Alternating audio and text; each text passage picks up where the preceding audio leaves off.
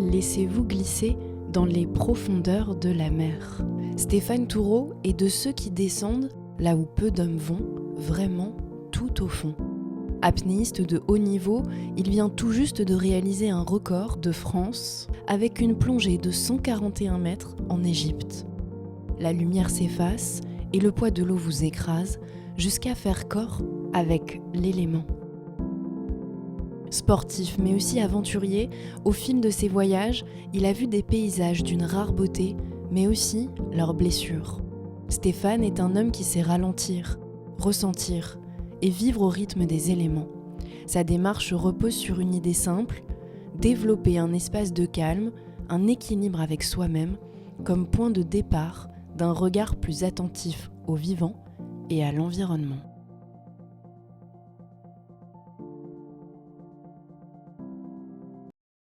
Alors Stéphane, tu es apnéiste, tu viens de valider un record de France en poids variable grâce à une descente en mer de 141 mètres de profondeur, c'était en Égypte. Enfant, tu cherches un peu ta place, une place que tu as su trouver dans un sport exigeant. Tu as fait de l'eau ton élément, sportif mais aussi aventurier, conférencier. Tu portes en toi une attention particulière au vivant et à l'environnement. Je te remercie d'être avec moi aujourd'hui. Merci de m'inviter. Un grand plaisir pour partager ça. Alors, tu es né entre lac et montagne en Haute-Savoie. Tu découvres l'apnée vers 10 ans en Corse. Est-ce que tu te souviens de ce que tu as ressenti la première fois que tu es descendu sous l'eau en retenant ton souffle, cette sensation ? Ouais, il y a eu plusieurs étapes parce qu'on était systématiquement en vacances au bord de la mer. J'ai eu de la chance d'avoir des parents qui nous emmenaient au bord de la mer systématiquement en Espagne, au Maroc et puis après en Corse. C'est vraiment en Corse où j'ai commencé mes premiers coups de palme à essayer de descendre. En plus, on avait une visibilité de 20 mètres. C'était vraiment... À la fois, c'était effrayant et en même temps grisant de voir tout ça et d'avoir qu'une envie, c'est de découvrir ce qu'il y avait derrière. Et avec tous les poissons qui tournaient autour. Et là, je me suis rendu compte vraiment que c'était mon élément, une sensation d'enveloppe, une sensation de connexion avec l'élément et puis surtout de connexion à soi. Mais ça, je ne m'en rendais pas vraiment compte, c'était plus inconscient. Et je dis souvent, c'est un peu comme le placard de Narnia, quoi. Tu ouvres la porte et c'est un nouvel univers qui s'ouvre de l'autre côté. Et il y a vraiment deux univers, il y a la surface et sous la mer.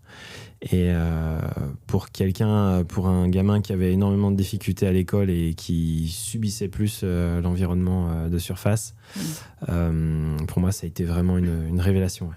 Et c'est vrai que là, on te voit calme, confiant. Mais comme tu disais, le chemin n'a pas toujours été facile pour toi pour atteindre tes buts.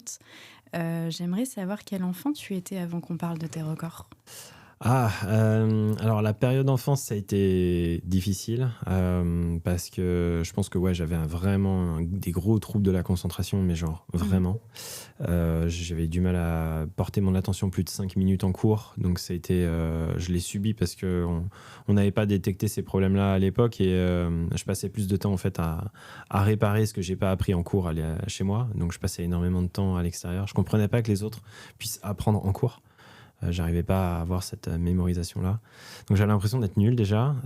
Tu te sentais en décalage un peu? Ouais, en décalage avec le scolaire. Mes parents avaient la pression que je réussisse. Donc j'avais la pression des parents, donc c'était encore pire. Ça rajoutait encore plus de tension.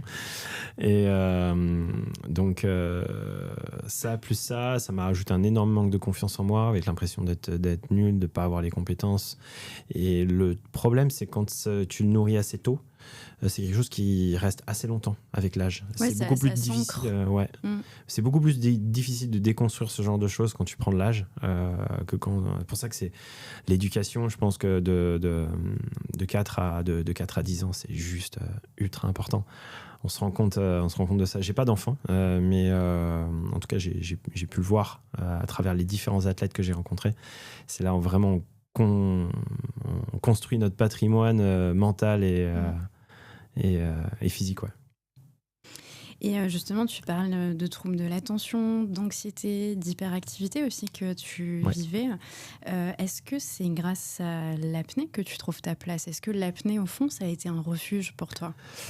Complètement, c'est un sport refuge. Après, c'est sûr que j'ai choisi le sport le plus difficile qui soit par rapport à mon cas, mais on est beaucoup dans ce cas-là. Parce que justement, on fait...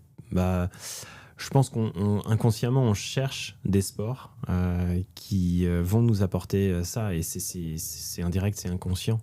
On se sent bien dans ce sport parce que justement, c'est quelque chose qu'on n'a pas l'habitude de faire, de se recentrer sur soi, de se concentrer sur sa respiration, la sensation que le cœur ralentit, qu'on doit apaiser l'esprit pour pouvoir être économique sous l'eau et pour pouvoir évoluer sous l'eau. Tout ça nous pousse encore plus à être relâchés, à comprendre notre corps, à comprendre nos émotions. Et ça a été une vraie école de vie. Enfin, ça m'a sauvé. L'apnée m'a sauvé. Mais enfant, ce que tu cherchais, c'était plus une échappatoire au travers de l'apnée? C'était un peu te couper du reste du monde? Ou c'était déjà un peu une forme peut-être pas de compétition, mais d'un sport où tu pouvais peut-être trouver ta place et exceller? Tu avais déjà cette notion? Alors, peut-être qu'il y avait un peu de ça, il y a un petit peu de tout, j'ai envie de dire. En fait, ça, je l'ai toujours dit et je continue de le dire, même aux entreprises quand je donne des conférences, c'est qu'on ne peut pas travailler en collaboration avec le monde extérieur, avec les gens autour de nous ou avec les collaborateurs, si on n'a pas fait un travail minimum introspectif. Si on est complètement déconnecté de soi-même, on ne peut pas être en connexion avec les autres. C'est impossible. C'est comme dans les relations de couple. Si on n'a pas appris à s'aimer, ça va être compliqué d'aimer l'autre. Oui, mais ça, tu ne te le disais pas, enfant? Non, je ne me le disais pas. C'est inconscient. Mais inconsciemment, c'est ça. C'est-à-dire que je me retrouvais dans l'apnée et je me retrouvais dans ces sensations-là parce que j'en avais besoin. Mon corps et mon esprit, lui, en avaient besoin. Du coup, je vais parler un peu de tes records. En 2011, tu es sélectionné en équipe de France. Les portes de la professionnalisation s'ouvrent, mais le chemin est encore un peu difficile. C'est grâce à un titre que tu décroches en 2016 que tu obtiens une première reconnaissance. Tu deviens vice-champion du monde en poids constant monopalme avec un record de 103 mètres. C'était en Turquie. Et là, en décembre 2025, tu valides ce record de 141 mètres en profondeur en Égypte. C'est à quel moment que tu sais que cette passion va devenir ta carrière, ton chemin et même ta vie aujourd'hui? C'est difficile à dire parce que c'est une continuité. Maintenant, je sais j'ai commencé à me lancer vraiment sérieusement dans la compétition en 2007. J'avais des ambitions et je me disais, ouais, ça me fait rêver, je progresse, je vais continuer et puis on va voir où ça m'emmène. Et j'ai tout mis dans cette passion sans avoir suffisamment d'ego pour me dire tu vas être champion, quoi. Pas du tout. C'est arrivé progressivement. Après en 2011 où j'ai voulu rentrer en équipe de France, c'était mon rêve et j'ai eu la chance de rencontrer un super préparateur mental. Et là, pour le coup, il y en avait vraiment besoin parce que c'était une catastrophe en compétition. Parce que j'étais stressée. Tétanie de stress total. Première compétition, mon pouls il tapait à 120 pulsations avant de commencer une apnée statique. Donc c'était un carnage et il a fallu mettre en place tout ça et j'ai quand même réussi à rentrer en équipe de France. Donc je dirais que 2011, vraiment, je commençais à me dire que j'ai de la perspective dans l'apnée. Surtout que c'est un sport où on vieillit bien. On voit que les meilleurs avaient un certain âge. Donc je me suis dit pourquoi pas, on va se lancer dans l'aventure, quoi. Donc ça a fait un peu flipper mes parents et en même temps je savais que c'était l'étape, il fallait pousser les choses pour que ça se fasse et que c'était un sport qui était en pleine explosion, donc j'avais tout devant moi. Donc c'est en 2011 que tu as vraiment 2011, ouais. Et après il y a eu 5 ans de galère vraiment avant de vivre de l'apnée et 5 ans où là ça a été très dur mentalement. Il a fallu se former, s'auto-former. J'ai fait aucune école de management, aucune école de commerce, aucune école de marketing, j'ai pas fait STAPS, j'ai pas appris les bases de la prépa physique et j'avais tout à apprendre, tout. Ouais. Et là ça a été très long, ça a été un chemin très long, j'ai sorti les rames, puis c'est vraiment step by step grâce à mon préparateur mental qui a su aussi m'orienter vers d'autres personnes pour que je puisse m'auto-former et arriver à mes objectifs et à vivre de l'apnée, donc vraiment professionnel depuis 2017. Après le titre de vice-champion du monde, ouais, un an après. C'est mon partenaire à ce moment-là qui m'a dit bon, là, on va peut-être commencer à faire quelque chose. Donc, c'est cool. Et je suis assez curieuse. Moi, je veux savoir, pour ce record que tu viens de battre en Égypte, mais même les autres, je voudrais savoir à quoi tu penses au fur et à mesure que tu t'enfonces dans les profondeurs. Qu'est-ce que tu ressens? Alors justement, on essaie de diminuer le flot de pensée. Déjà qu'il est très très important chez moi. Ouais. Le but, c'est qu'il soit réduit au minimum. Donc j'ai énormément travaillé sur la pleine présence. C'est notre capacité à revenir vers nos sens, nos perceptions sensorielles, la vue, l'ouïe, le toucher. Bon, dans l'eau en profondeur, c'est surtout le toucher. Enfin, notre capacité plus sensorielle, physique. Et c'est vraiment un focus introspectif pour relâcher. Et pour se relâcher physiquement, c'est de faire un scan corporel. Alors, il y a la technique, il y a la légalisation des oreilles. Je dois faire une réserve d'air pour compenser. Et donc, la il faut être très focalisé dessus dans les premiers mètres.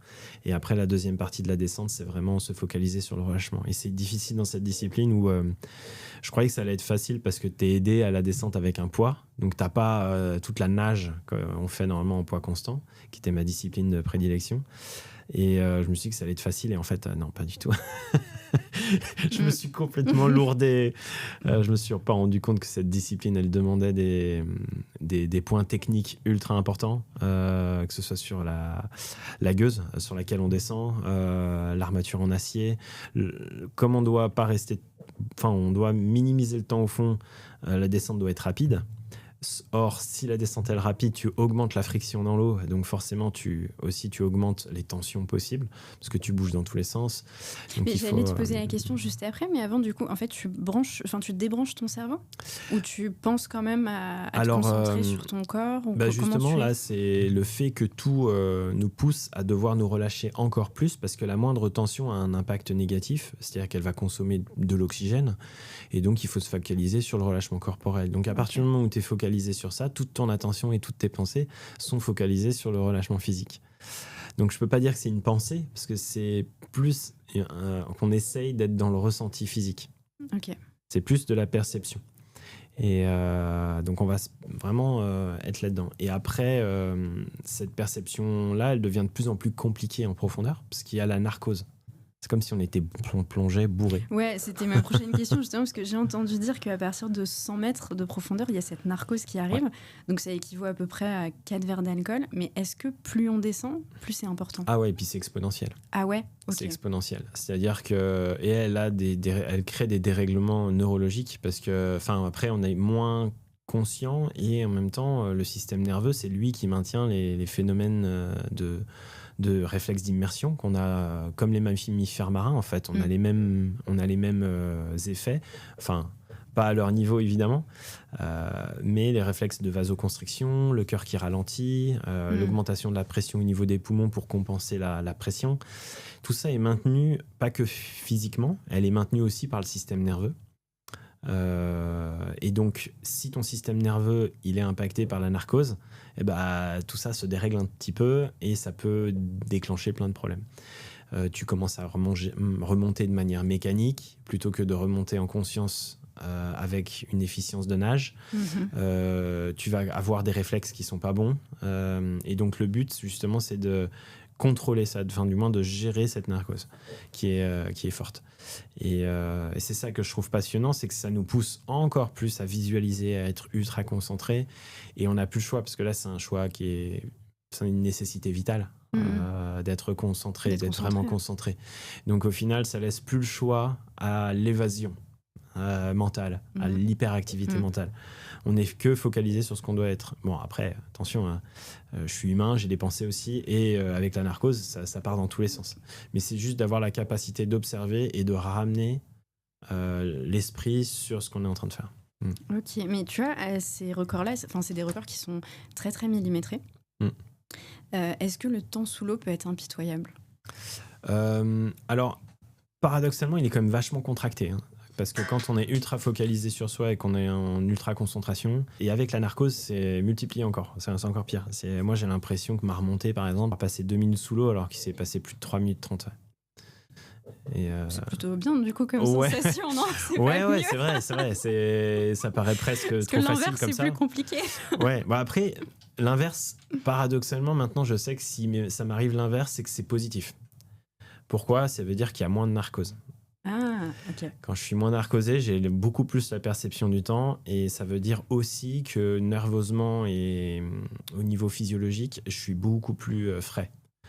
Donc si je suis entièrement conscient, j'ai la notion du temps. D'ailleurs, ça m'est arrivé sur certaines plongées d'être lucide, je nageais. Je dis putain, mais c'est long quand même. Ça m'est déjà arrivé de vivre ça et de me dire bon, allez, c'est bon, t'inquiète pas, c'est bon signe quoi. Ouais. Ok. Et c'est vrai que tu disais que tu dois encore gérer ton stress pendant les compétitions. Est-ce que tu réussis aujourd'hui à dompter ça ? Oui, ouais, maintenant je peux le dire. Après, c'est comme quelqu'un qui pratique beaucoup la méditation. Il va avoir un jugement beaucoup plus élevé aussi. Enfin, il va avoir une capacité d'observer ses pensées de manière beaucoup plus importante. C'est-à-dire qu'il y en a qui sont stressés mais qui ne l'ont pas conscientisé ou alors qui se mentent à eux-mêmes.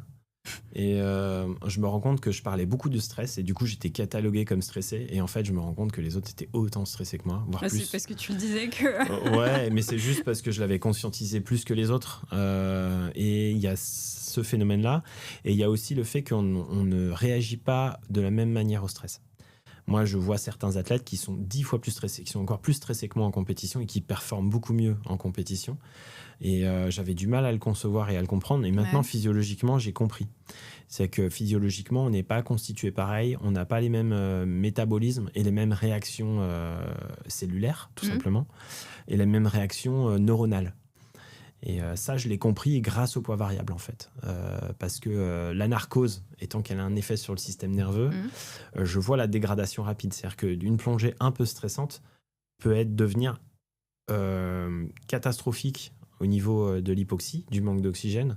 Et inversement, si tout va bien, il n'y a pas peu d'impact. Et chez d'autres plongeurs, ça ne change pas. Ils peuvent être très stressés en compète et au final performer très très bien. Donc on n'a pas la même réponse au réflexe d'immersion face au stress. Et donc moi, mon objectif pour ça, c'est de ralentir mon métabolisme. Donc là, c'est un peu le sujet que j'ai depuis quelques mois, c'est comment je vais pour continuer à ralentir mon métabolisme de façon à me rapprocher de cet état justement. Ouais, c'est presque injuste parce que du coup, il y a des gens qui sont plus avantagés. Oui, ouais. Clairement, j'ai pas eu les avantages là-dessus. Après, là où je les ai, c'est sur le mental. Et tu parles des bienfaits de la méditation. C'est quelque chose que tu pratiques. Tu pratiques la méditation en pleine conscience. Qu'est-ce qu'elle t'apporte exactement ? Alors, la méditation m'a apporté deux choses. Au début, je la voyais vraiment comme un outil de travail pour gérer ma concentration. Et après, j'ai compris l'importance aussi d'observer beaucoup plus, d'avoir ce que j'appelle la caméra extérieure. Ah, c'est quoi ? La capacité de se voir penser, de s'observer penser. Et je pense que ça, c'est l'outil le plus puissant qui est, puisqu'on est capable instantanément d'observer à quoi on pense, pourquoi on pense, est-ce que ça nous appartient ou pas. Mais ça, c'est de la méditation ? C'est pendant que tu l'as fait ? Ça fait partie de la méditation. Okay. Ça fait partie de la méditation, parce que pendant la méditation, on a plein de pensées. Et donc, le but, c'est de les observer. Et après, c'est de ramener le plus possible notre état de conscience. Il y a plusieurs types de méditation. Il y a une méditation passive, il y a une méditation d'ultra pleine conscience. Pour moi, l'ultra pleine conscience, c'est de fixer un point à l'horizon. Par exemple, j'y arrive pas, moi. Et d'attendre qu'il y ait une prochaine pensée. Et puis de ramener le plus possible sur le point, en fait, de manière focus, de façon à maintenir son attention et sa concentration sur le point. C'est ça que tu fais ? Dans l'instant présent, ouais. Okay. Ça, je fais ça. Tu peux le faire avec le son, avec le toucher, avec plein de méthodes. Et ça permet justement de descendre le cœur, de booster aussi le système nerveux. Et pour quelqu'un qui est hyperactif et qui fait de l'hyperactivité mentale, évidemment que c'est une base indispensable. La méditation doit être pratiquée le plus possible. Je pense souvent que le cerveau, c'est une chambre d'enfant. Et des fois, c'est le bordel. Il faut ranger, réorganiser, en fait. Si tu ranges pas régulièrement, après, c'est un carnage. Et un trauma, par exemple, c'est une armoire qui est tombée. Ah, c'est pas mal, ça. Ouais. C'est une armoire qui est tombée. Et donc, en fait, le but, c'est de tout réorganiser, de ranger. Donc, forcément, une armoire, c'est plus long à ranger. Mais il y a des méthodes. Il y a des méthodes techniques maintenant en neurosciences qui aident à booster ça. Et je pense que c'est là où la méditation et la neuroscience se réunissent. Je trouve que les travaux qui ont été faits ces dernières années sont dingues. Et justement, juste, j'ai trouvé une définition sur Internet, mais qui est publiée par la faculté de médecine de Montpellier. Et je l'ai trouvée hyper intéressante. C'est la méditation en pleine conscience améliore le fonctionnement du cortex préfrontal, qui est dédié à la gestion des émotions. Celui-ci développe l'intuition, la créativité, tout en limitant les émotions négatives comme le stress, la peur et la colère. Elle permet une meilleure diffusion de l'oxygène dans le corps et dans le cerveau. Et ça, c'est la faculté de médecine de Montpellier. Donc ça a des vrais bienfaits. Je ne sais pas à quel niveau direct ou indirect. Ce qui est sûr, c'est que pour moi, à mon sens, de manière indirecte, c'est complètement logique. Par la simple et bonne raison on en revient tout le temps à ça, c'est revenir au présent. Si on voit Lucie, par exemple, le film Lucie de Luc Besson, elle atteint le nec plus ultra de l'ultra conscience en tout temps. Bon, après, c'est un film, c'est de la science-fiction. Je m'en rappelle plus. Attends, ça pour fait ceux qui l'ont lu, super longtemps. Je m'en rappelle plus. Il a pas mal de liens assez perchés, mais parfaitement alignés avec ça. Et c'est revenir dans l'état de présence, c'est la réorganisation. Tu réorganises ton chemin neuronal. Okay. Donc tu réorganises, tu ranges la chambre. En fait, la méditation, c'est le rangement de la chambre. Donc forcément, tout va plus vite. C'est-à-dire pour traverser la chambre, aller chercher un truc, ça va prendre 1 seconde. Alors que ça prenait 1 à 2 minutes avant, parce que tu le cherches partout. Et donc, à partir du moment où tu réorganises, tous tes flux, par exemple, cognitifs, d'intuition, par exemple, vont être instantanés. La créativité, c'est l'aspect artistique, les constructions positives, les intuitions que tu vas avoir, tout ça va être multiplié. Et donc, forcément, ça ouvre le champ des possibles. Comme tu réduis le stress, tu augmentes ta respiration, ta capacité respiratoire, tu favorises l'oxygénation de manière générale, oui, en conséquence, en tout cas. Et c'est pour ça que dans une intervention conférence en entreprise, je dis souvent, mais le cœur, c'est la plata de présence. Parce que tu as beau essayer de développer l'intuition, la capacité d'adaptation, la résilience, le travail en équipe, le stress, toutes ces choses-là, en fait, sont réunies sur quelque chose qui est central, qui est l'état de présence. Et ça fait juste 2000 ans qu'on en parle. Est-ce que tu penses qu'avoir conscience de soi permet par conséquent de prendre conscience des autres et de notre environnement ? Exactement. Tout part de là. C'est l'introspectif amène à la conscience environnementale. Et on ne peut pas imposer aux gens la conscience environnementale ou essayer de la propager le plus possible si on n'a pas fait un travail introspectif. Et moi, je pense qu'on marche à l'envers. Je pense que le travail introspectif et spirituel est indispensable dans notre monde qui est trop cartésien, qui allait trop dans la matière, qui allait trop essayer d'analyser, de décortiquer les molécules, alors que ça se passe beaucoup plus profondément. C'est beaucoup plus infime que ça. C'est beaucoup plus fin. C'est vraiment de faire un travail introspectif, de développer sa pleine conscience pour prendre conscience de son corps et de son environnement. Et là, on va avoir envie de manger mieux. On va avoir envie d'orienter des actions plus positives. On va avoir envie d'aider son environnement. On va être beaucoup plus à l'écoute de sa perception de son partenaire. Et au travail, on va être beaucoup plus dans l'observation, le ressenti. Et ça va développer plein de choses. Et en fait, je reprends une phrase qui a été citée par un grand trailer récemment, et il a complètement raison. Il disait que regardez ce qu'il y a au bord des routes. Les déchets qu'il y a au bord des routes. C'est des McDo, c'est des bières, c'est des paquets de clopes.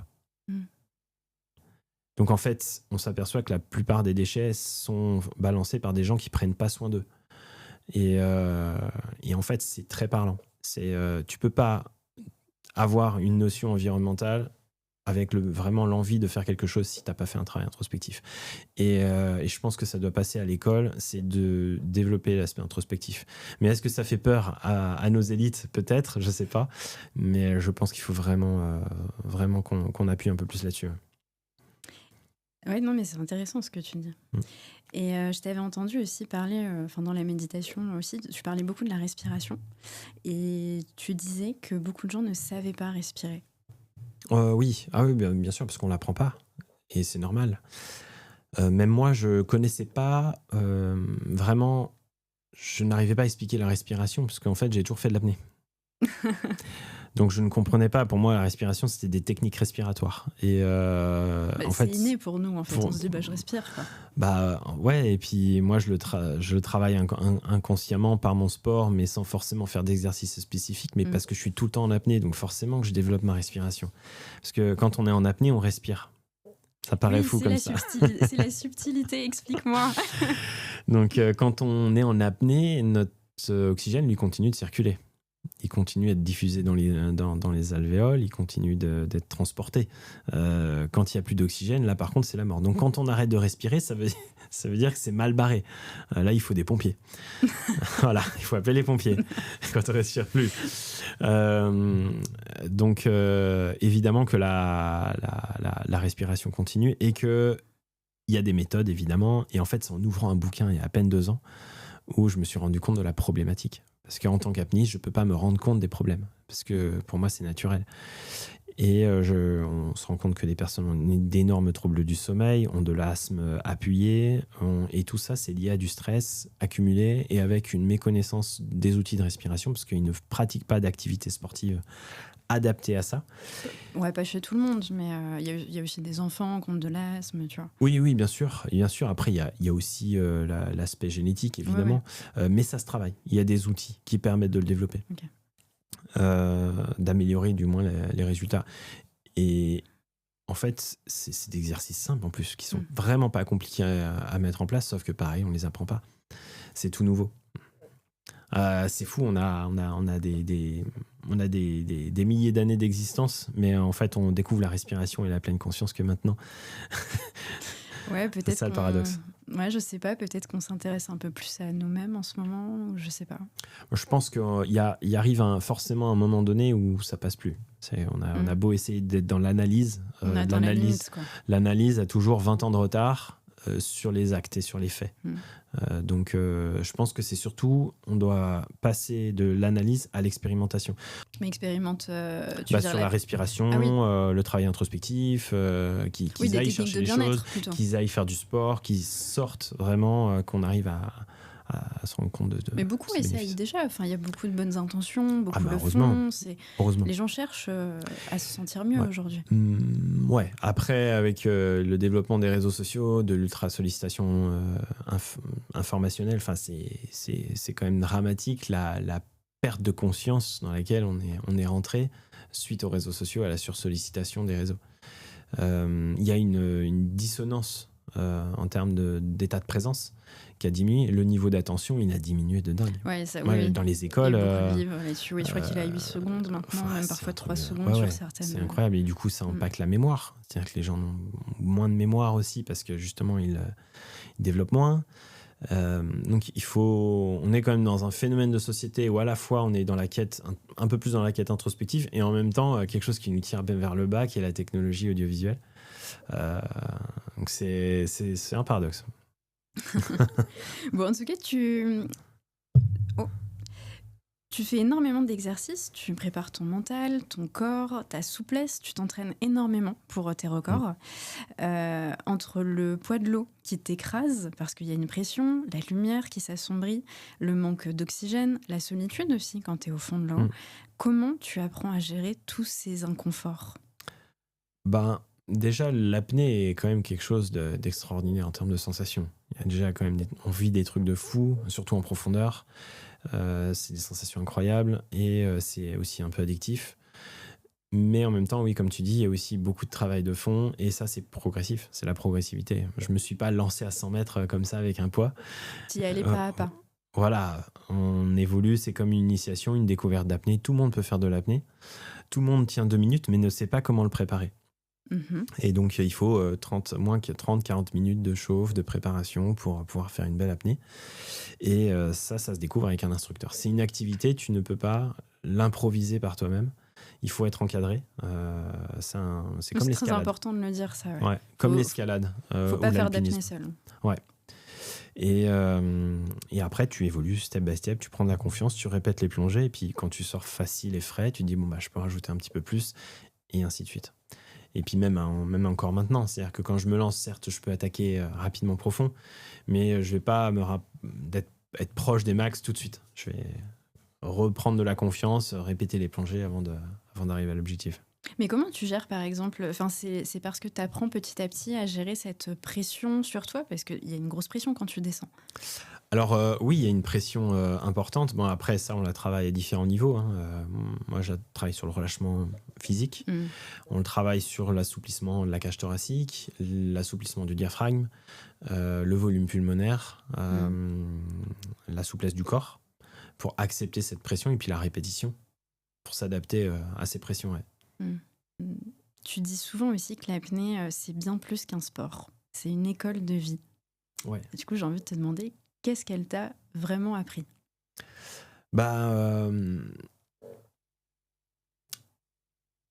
Vraiment la reconnexion à soi, l'écoute du corps, la pleine présence.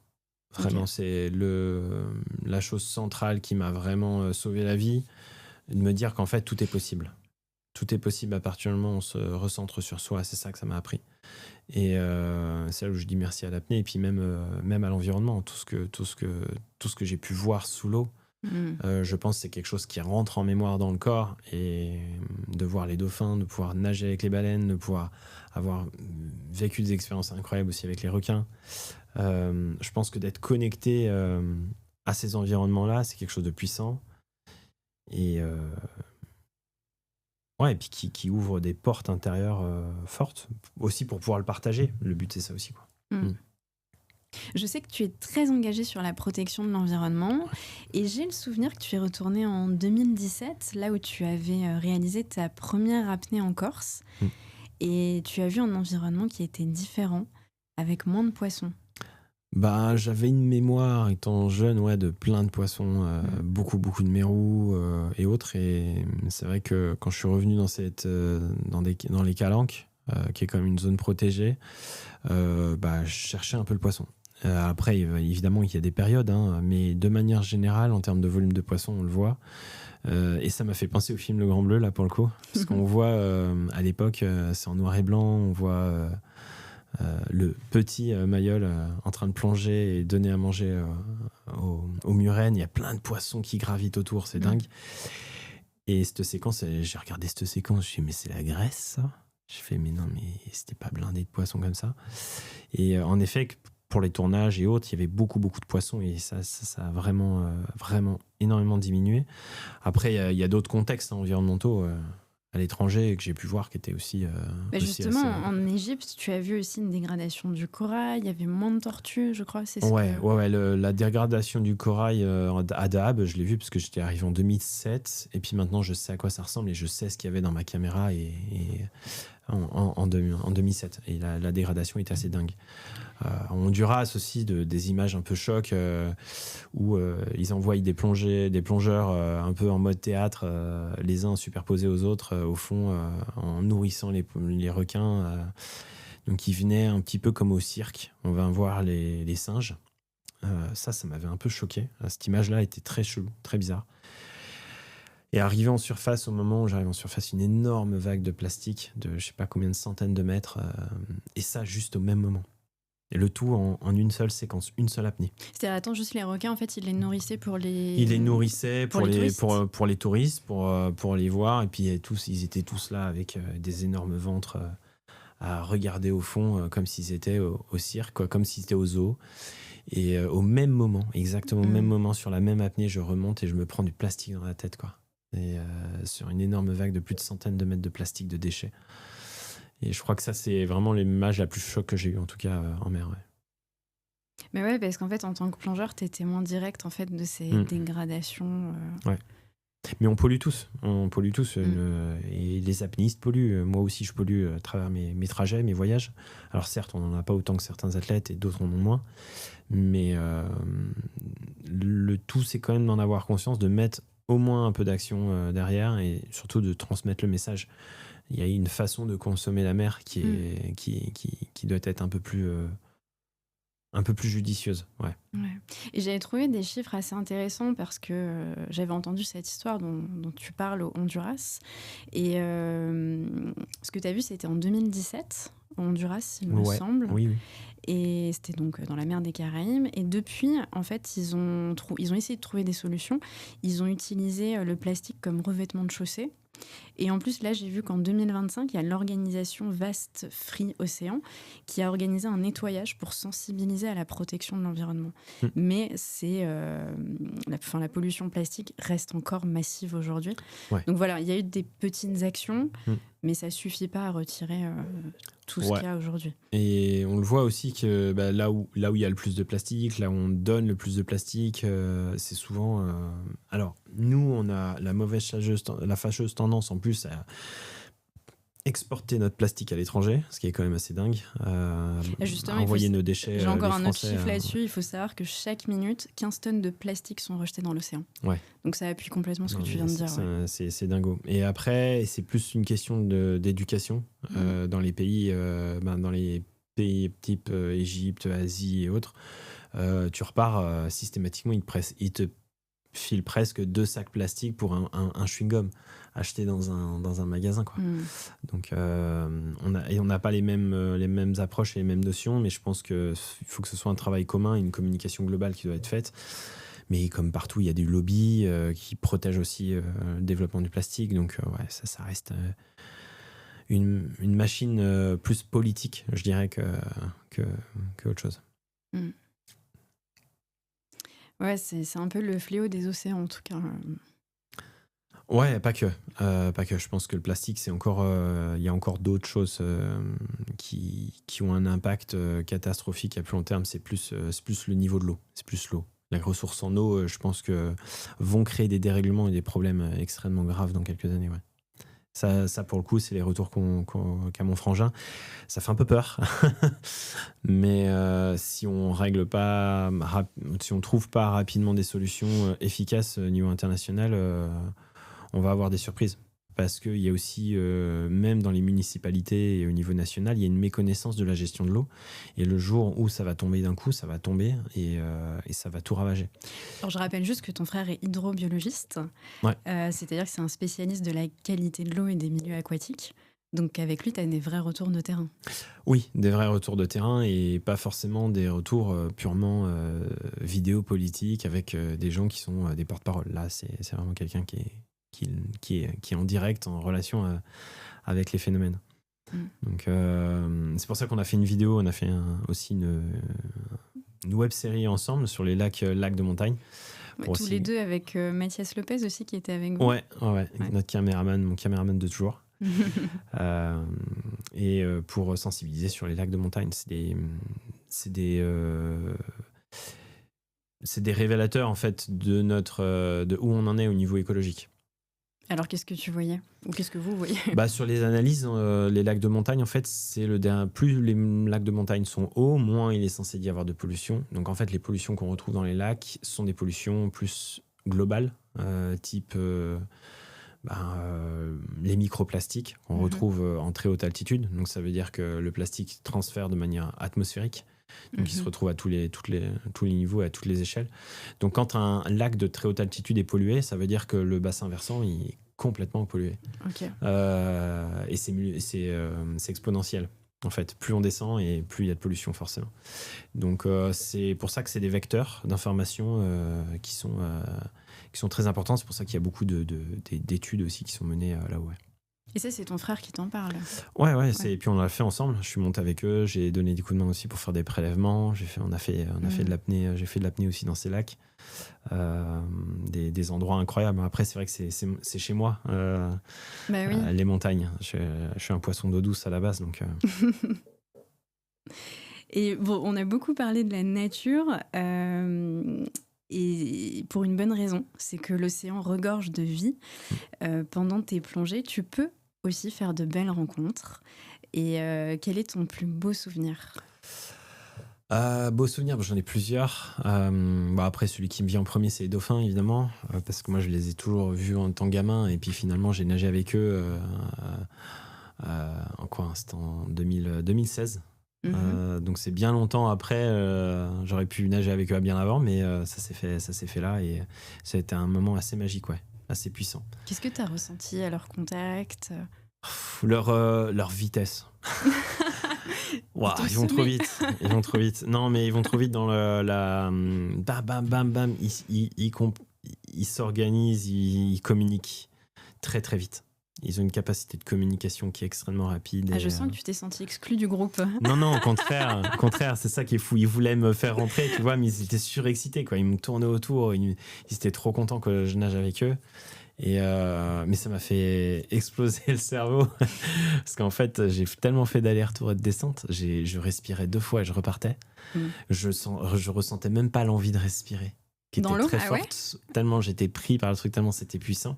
Du coup je suis remonté sur le bateau après la session 40 minutes. Pour moi ça a duré 15 minutes, ça en a duré 40.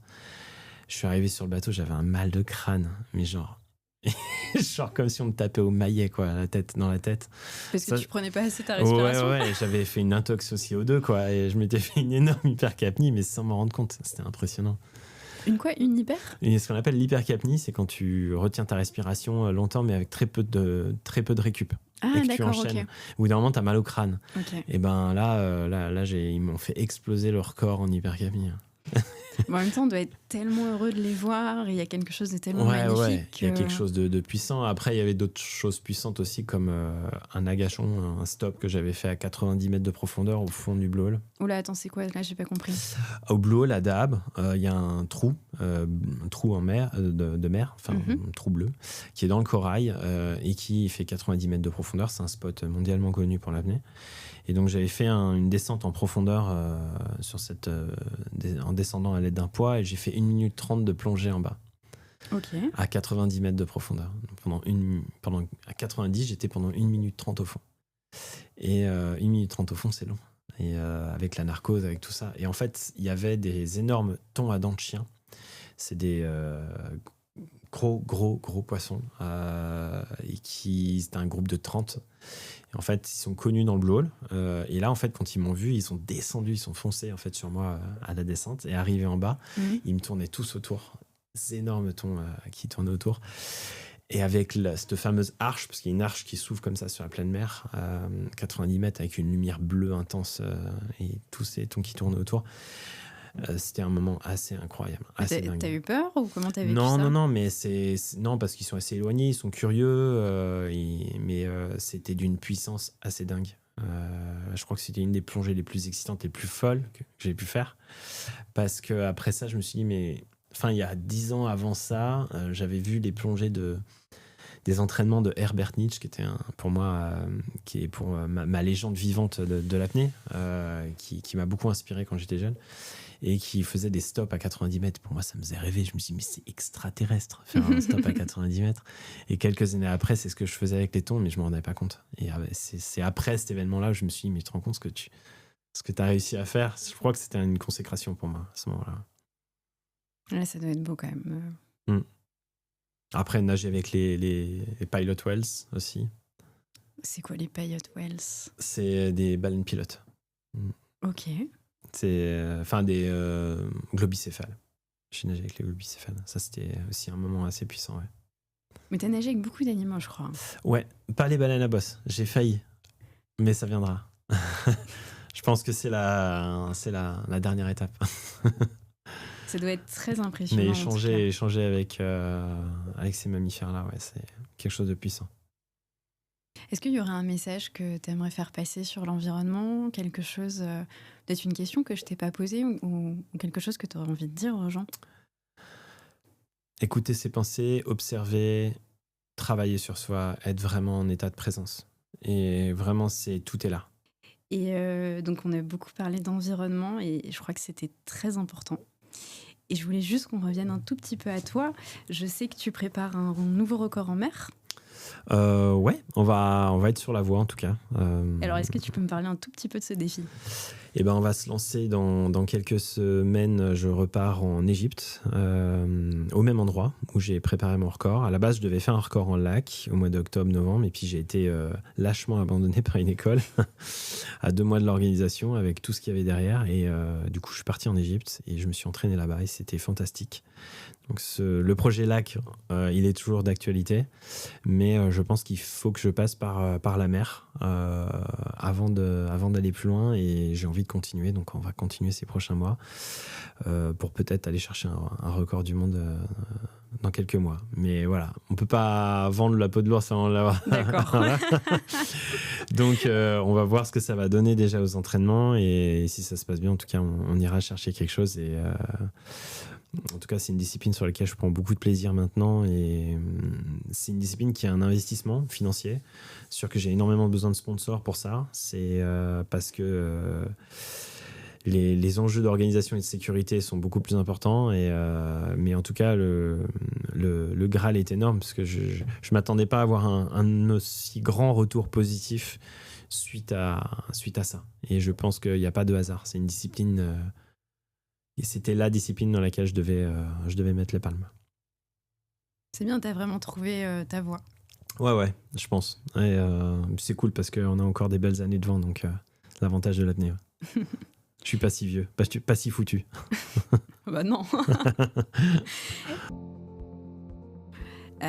Je te remercie, Stéphane, d'avoir partagé tes expériences, quelques-uns de tes souvenirs, et ta vision de l'environnement et ta passion pour ton sport. Merci à toi. Et puis bonne continuation à toi aussi dans ta carrière. Merci également. Je pense qu'on n'a pas fini d'entendre parler de toi. J'espère qu'on va entendre parler de toi aussi. Parce que de ce qu'on a échangé juste avant, j'espère en tout cas, également. Merci beaucoup, et je te souhaite de beaux records et une longue carrière. Merci.